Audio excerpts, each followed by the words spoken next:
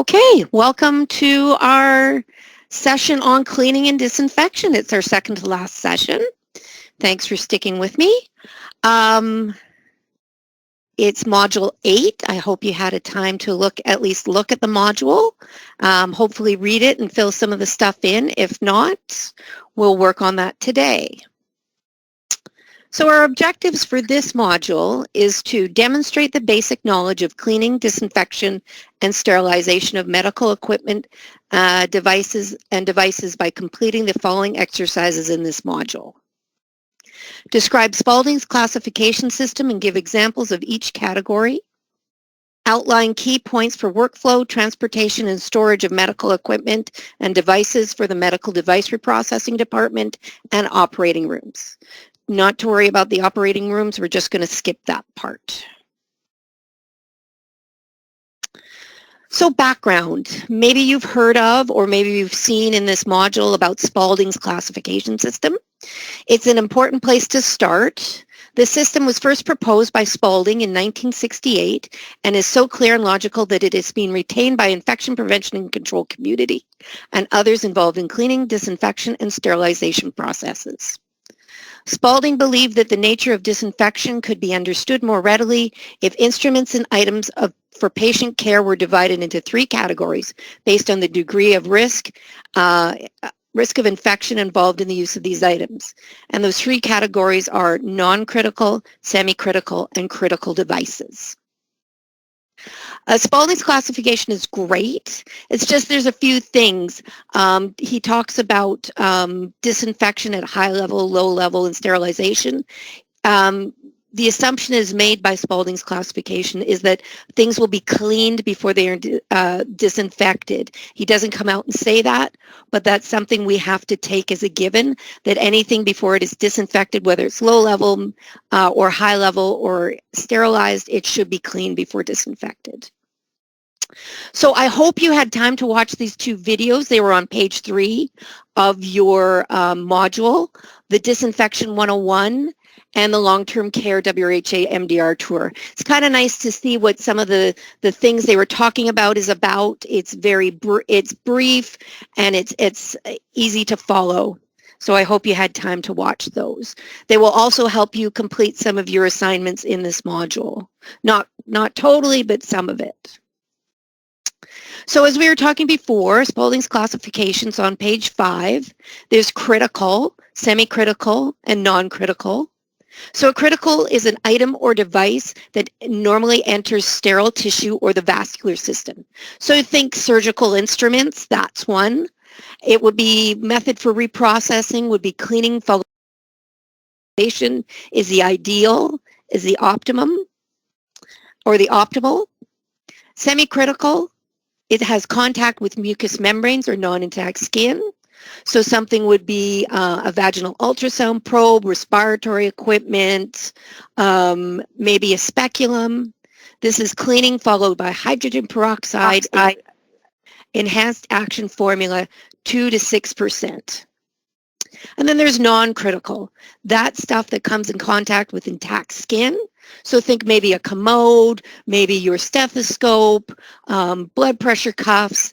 This is cleaning followed by Excel intervention. That would be an example of a method for reprocessing.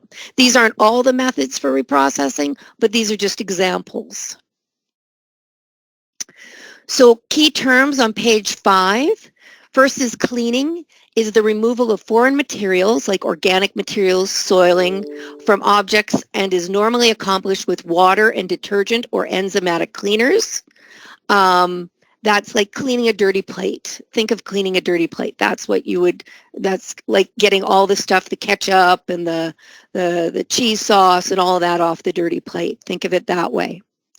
Detergents are a synthetic cleaning agent that can emulsify oil and suspend soil, so it lifts it up so it can be rinsed away. A detergent contains surfactants that do not precipitate in hard water. Think a laundry detergent. That's a good, it's right there in the name, laundry detergent. So they're built to take oil and soil out of clothing. So that's a good example of a detergent. And then enzymatic cleaner is a cleaning agent that contains enzymes which break down proteins such as blood, body fluids, secretions, excretions from surfaces and equipment. Think a laundry stain remover, that little extra boost that gets rid of blood and body fluids, gets rid of enzymes in them. So more key terms: disinfection. So we talked about cleaning, now disinfection. A process that kills most disease-producing microorganisms. Disinfection does not destroy all bacterial spores. Medical devices must be cleaned thoroughly before disinfection can take place. So you'll see a theme coming through here that things must be cleaned. So all organic soils, anything visible must be cleaned before disinfection can take place. There are 3 levels of disinfection: high, intermediate, and low disinfection. So think of disinfecting a commode. That's one example of disinfection.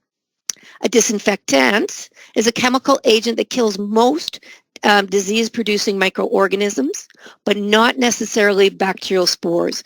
Very rarely would it clean bacterial spores. Disinfectants are applied only to inanimate objects. Think Excel intervention. Antiseptic, so the difference between disinfectant and antiseptic. An antiseptic is something you use on skin. Disinfectant is something you use on environmental surfaces. So antiseptic is a chemical agent applied to the skin to reduce the microbial count. Think chlorhexidine gluconate. That's one. Low-level disinfection, a process of killing most vegetative bacteria, some viruses, and some fungi. So again, Excel intervention. And I'm just naming this one. There's many more out there. That's just the one we're used to using within the health region. So that's the one I'm naming. High-level disinfection is a process capable of killing vegetative bacteria, including Mycobacterium tuberculosis, fungi, lipid and non-lipid viruses, as well as some, but not all, bacterial spores. So disinfectants, some disinfectants are chlorine bleach. It's some of the advantages. So here in this one, you're to list the advantages and disadvantages and whether or not you use it in your facility. So chlorine bleach is effective, fast-acting, inexpensive, etc. We use it a lot in the community, mixing it up for cleaning in homes. So disinfecting in homes, a 10-in-1 solution is what we typically tell people to use. But some of the disadvantages you may be well aware of: it has a strong smell, it can be corrosive, it can discolor or stain fabrics, etc. So we have to warn people that if you're going to use bleach, it might discolor and stain some fabrics. I don't know if it's ever happened to you, but I know I've spilled bleach either on purpose or not on purpose on clothes, and it's ruined. They've been ruined. The color has just been taken right out. Alcohol. Advantages is some specialist equipment uses only alcohol to be as a disinfectant. However, alcohol can be drying. It can crack some surfaces. It has a long contact time, up to 10 minutes, and it's not sporicidal. Accelerated hydrogen peroxide, that's your Excel. Faster efficacy, shorter contact times, that's its advantages. I haven't listed all the advantages because it would take up quite a bit of room, so this is just some of the more common advantages. It can be more expensive, and sometimes the compatibility with certain devices is in question. Because what happens is we in Canada use accelerated hydrogen peroxide a lot as an environmental cleaner disinfectant. What happens is a lot of the products we get are from the States, and they don't use a lot of accelerated hydrogen peroxide yet. So a lot of the manufacturers haven't tested their products and devices with accelerated hydrogen peroxide. So they haven't confirmed whether or not it can be used to clean and disinfect an item. So that's the problem with some of those. Glutaraldehyde is a high-level disinfectant or a cold sterilant, so it can be used as a sterilant as well. It's limited in use. It can be toxic, irritating, needs proper ventilation and respirators. So do you use that in your facility? If you do, you might want to think of getting rid of it. Quaternary ammonia compounds, or quats. They're good cleaning agents, surface compatible. They have a longer contact time. They're not sporicidal and not effective against some non-enveloped viruses. So you have to be careful. These quats, you might be familiar with them because those are the ones that are your Clorox or your Lysol wipes. Those are quaternary ammonium compounds. Ooh, tongue twister for me today. So then on page 6, it asks you about something called test strips. So test strips are used when you use certain disinfectants to make sure they are functioning the way they should be functioning. So you would dip it in, compare it to a little graph to make sure the high-level disinfectant has a minimal effective concentration.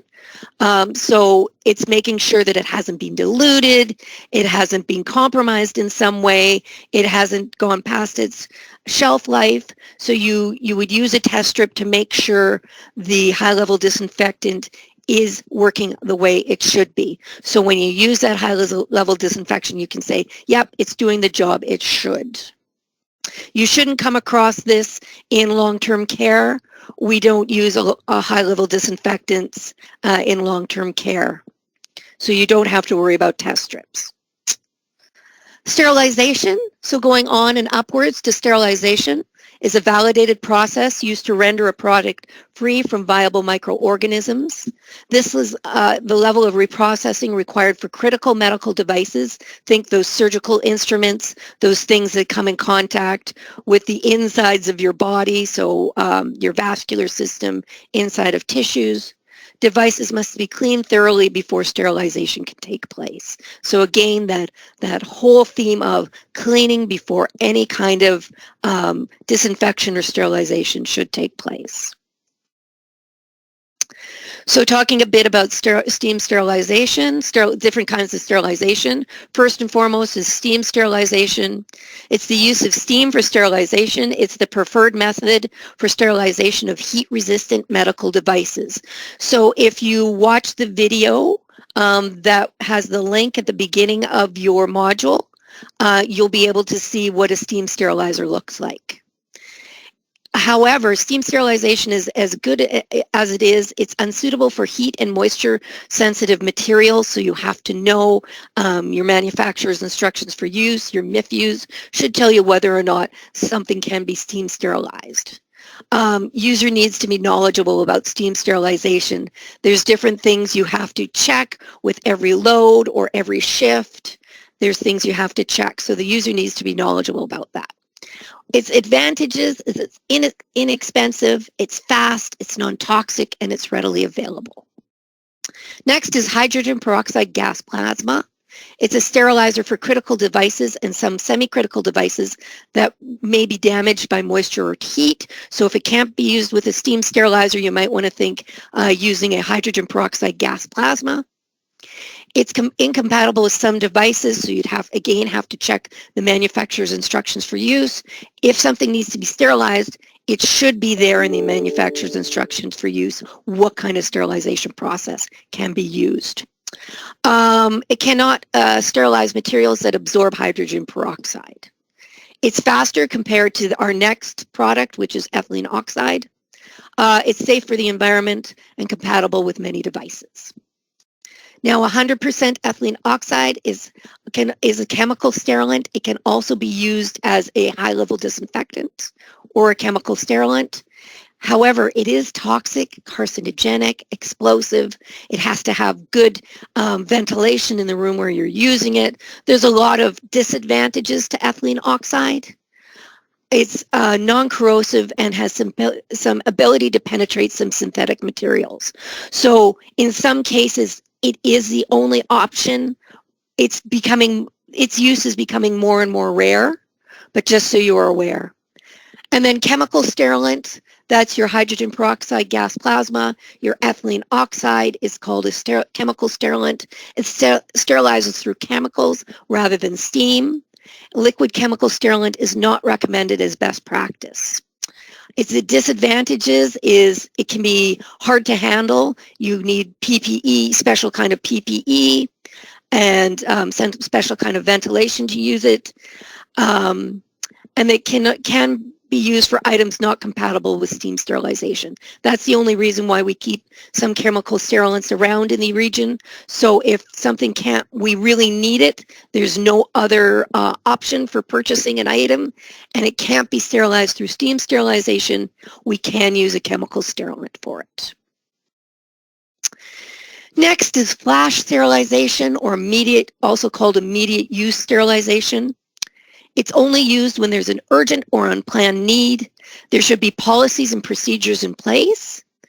Its disadvantages is device cannot be stored because they are still wet at completion. Following procedures may be impossible in some settings. Advantages is it's fast. A lot of times these flash sterilizers or immediate use sterilizers are used in OR settings. These are for times when maybe an item is dropped and has to be sterilized immediately because there's no other instrument. We don't have a backup instrument. That's the only time we would consider, not necessarily use, but consider using flash sterilization. Indicators. Indicators are necessary to make sure the high-level disinfection or sterilization is going the way it should. So make sure it's working the way it should be working. And that's on page 8. You've got 3 typical types of indicators. First, you have the biological indicators. It indicates that conditions at the given site were effective to kill very resistant organisms. So what we use is non-pathogenic spores or on a strip or a disc, and we place them in with the load when we are sterilizing. Chemical indicators, these are made of ink sensitive to conditions required for sterilization. Will change colors when exposed to certain conditions. So if it reaches a certain temperature for a certain period of time, the strip will change colors. If it's being exposed to a certain time and temperature and process, then it will change color, these chemical indicators. There are actually 6 classes of indicators. There's process indicators, specific tests, single variable indicators, multivariable indicators, integrated and emulating. I'm not going to go into these because really it's a nice to know, it's not a need to know for indicators. And then there's physical indicators. These make sure certain parameters on a cycle are met and produces a printout. So when you put things into a steam sterilizer, it will show, not only will it show the pressure in the steam sterilizer, the time that the process has gone, how long the process has been, and what temperature has been reached. It will provide you with a printout, and these printouts have to be saved. So if there's ever an issue with a certain batch of things that have gotten sterilized, we can go back and say, well, maybe it's something wrong with the machine because it told us that all of these parameters were met. Maybe there's something wrong with these physical indicators. So again, these indicators are a nice to know thing, not a need to know thing. In your case, it's nicer for ICPs to know about these indicators. So, method on page 8. Why is cleaning the first step in reprocessing? Well, when we go to reprocess something, whether it be with a low level, high level, or a sterilizer, a low-level disinfectant, high-level disinfectant, or a sterilizer, we have to remove all the physical soil and dirt from an item. Why we have to do that is because the disinfectant, the sterilizer, can't penetrate and clean underneath whatever soil is on there. So think of a hardened-on ketchup. If you don't clean it off and maybe you throw it into the dishwasher, maybe you might have some residue. Whatever's under that ketchup residue hasn't been cleaned. It's still dirty underneath there because it can't penetrate through a physical barrier. So that's why we need to be cleaning. before any kind of disinfection or sterilizing.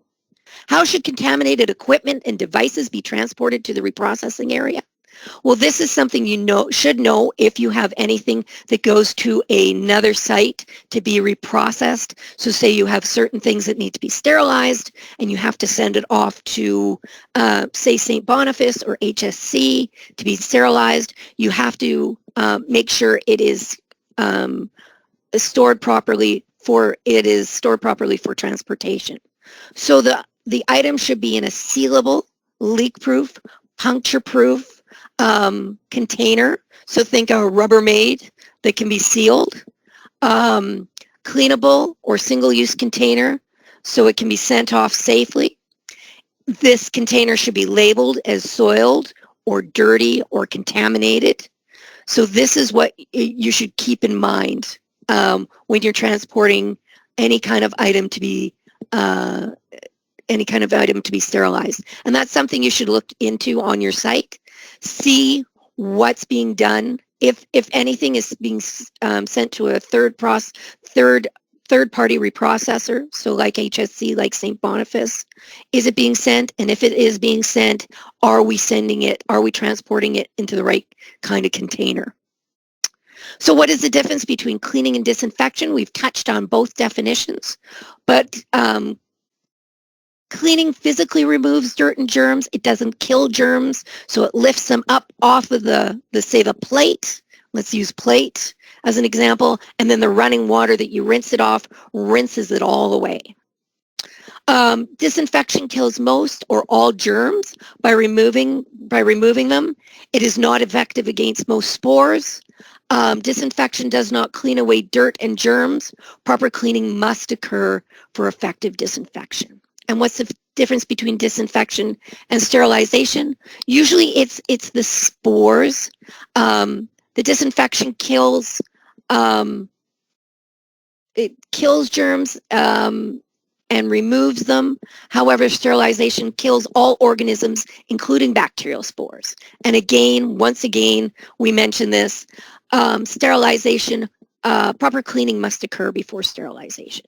So again, that sterilization can't penetrate. And something else, I don't think I mentioned this, is sometimes if a device has visible soiling on it and it goes for high-level disinfection or goes for sterilization, those processes can actually seal that on to a surface. So the soil that was on before it sterilized, the sterilization process can actually seal it onto the surface. So that's another reason why you have to clean surfaces before disinfection or sterilization.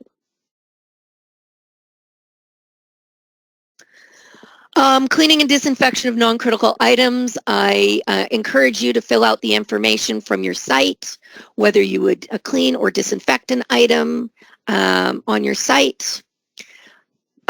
Skip page 10, cleaning and disinfection of semi-critical items at your site, because you won't be doing that. And if you would sterilization of methods of critical items, page 11, again, watch the video about the MDR video. What's best practice for storage of reprocessed medical devices? So not only do we have to transport them out, transport them back appropriately, we also have to store them correctly. You have to store them in a way to keep packages clean, keep them dry. You should carry sterilized packages properly. Don't hold them against your body. Hold them away from your body. Store them in a way that prevents package tears or punctures. Assess packages continually. Make sure they're intact. Check for evidence of sterilization. Check for appropriate change to the chemical indicator. The CI on the outside of the package should have changed colors. Reprocess any items whose sterility is in doubt. And rotate packaging, meaning if you get packaging from your third-party reprocessor, do like they do in the stores. So you put the newer stuff to the back, bring the older stuff to the front. So the older stuff gets used up before you get into the newer stuff, the more recently sterilized or high-level disinfected stuff. Tour of Again, that video for tour of key reprocessing areas. Skip the OR questions on page 13. Answer page 13 and 14 at your sites.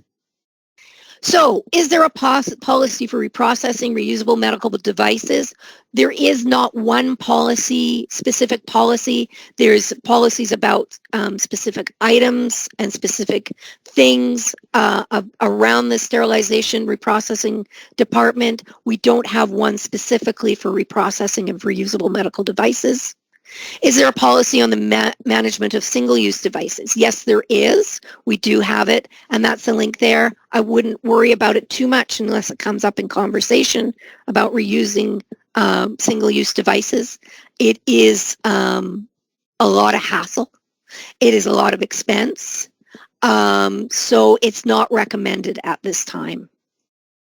So, any questions? I'm going to close out my any questions?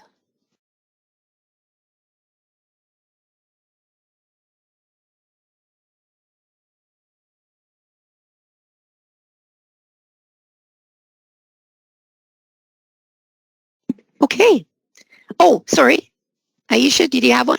No, sorry. I that's okay. to unmute, I forgot to mute my mic. Oh, okay. Oh, someone has their hand up. Go ahead.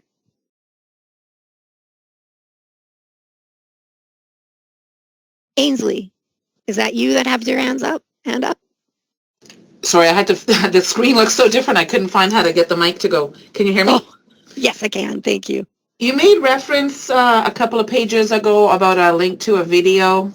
Mm-hmm.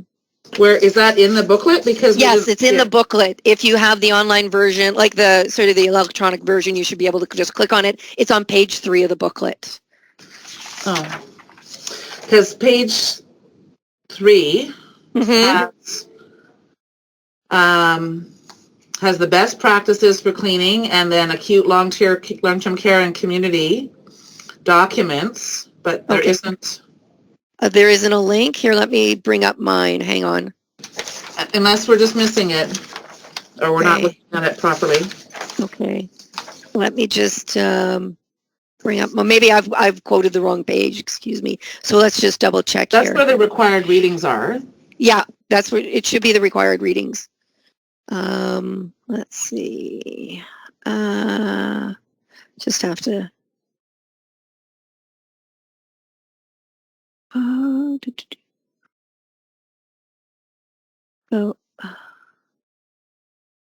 So it like. Sorry, I'm just. I'll be right with you.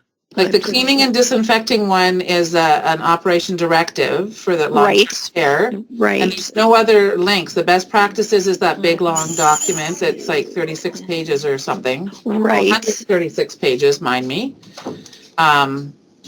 Okay. There is no video link. So here we are. Can you see this? Module 8? Hold on, I gotta find you again. Okay, sorry. Okay. We can see your screen there. Oh, thank you. Okay, let's see. I'm just going to make sure I quoted the right page. Yeah, there should be best practices from BC, Ministry of Health. Yeah. And then Disinfection 101. We don't have that in our booklet, but maybe we printed, maybe we have an older version when it was updated. Oh, could be. Could be. So I can send that. If you want to email me, I can send you the updated version. Okay. And then you'll be able to. Does everybody else have it? Because ours doesn't look like this. No, we don't have it either. Okay. Okay. Okay. Yeah. If you don't have it, just email me and I will forward you the required readings from page 3. We don't. Our page doesn't look like this. It's actually broken down. Differently. Yeah. It doesn't have the videos or anything. So. Okay. Yeah. That would be, that'd be great. Great, thank you. Thanks for bringing that to my attention. Appreciate that. Okay. Hey, Chantel. Mm-hmm. It's Dana. So as links got added as time went on, so people who were hired earlier probably didn't have them. But we'd passed out Stella and Ainsley. Of course, they were early.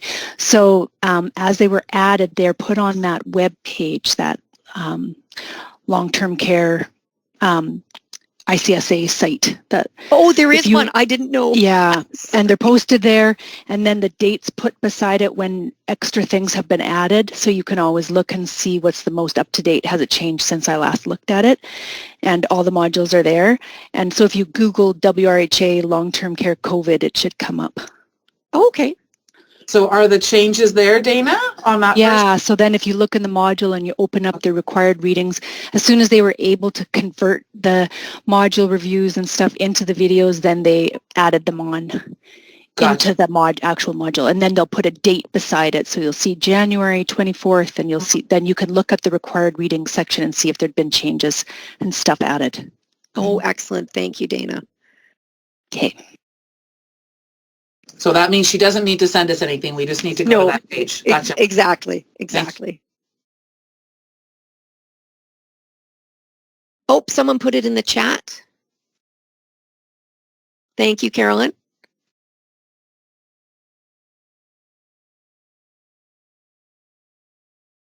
Anyone else? Any other questions?